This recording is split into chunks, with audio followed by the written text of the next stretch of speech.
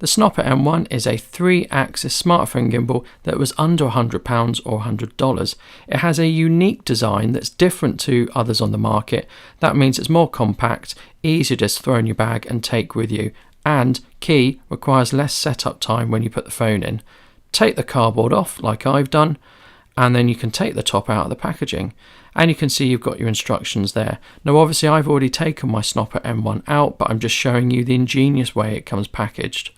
It comes in this protective sort of like polystyrene case, which looks quite good and looks like you could use it later to package the Snoppa M1 in, but you don't need to. The reason being, it's quite robust, the Snoppa M1. You can see here we've got some counterweights contained within the packaging, and the counterweights are useful because you can put them in the Snoppa M1 really easily. They're magnetic and they just snap into the holder, or the holder's magnetic. Either way, it snaps in magnetically, and it allows you to balance different phones in different orientations. So the phone holder is held down magnetically, and then it just opens up and pops into place, and that's done. All you have to do then is pull out the shaft, and the Snoppa M1 is ready for action.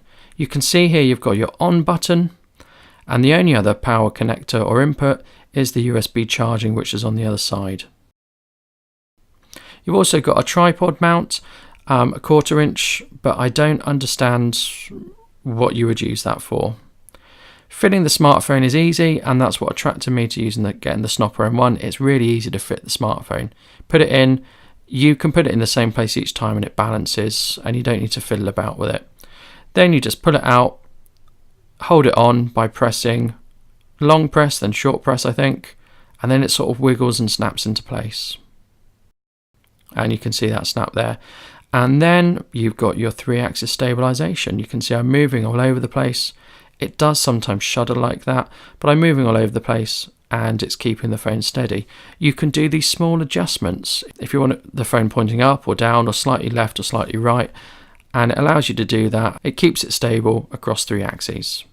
And then you can just turn it off and pack it away. It's very easy.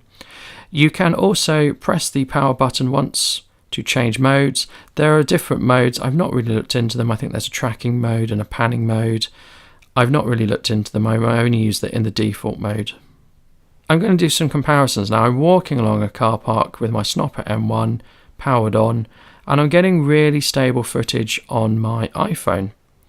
But later I'm going to compare it to just walking with the iPhone and walking with my iPhone, but keeping it sort of cradled within a mount and using a grip. I've got the smartphone held within a tripod mount, and I'm using that with a sort of hand grip just to give it a little bit more stability than compared to hand holding it. But you can see I am bouncing all over the place as I walk. And here I'm just holding the smartphone in my hand, walking, and you can see as I walk we are getting bounce in the footage, which is not ideal.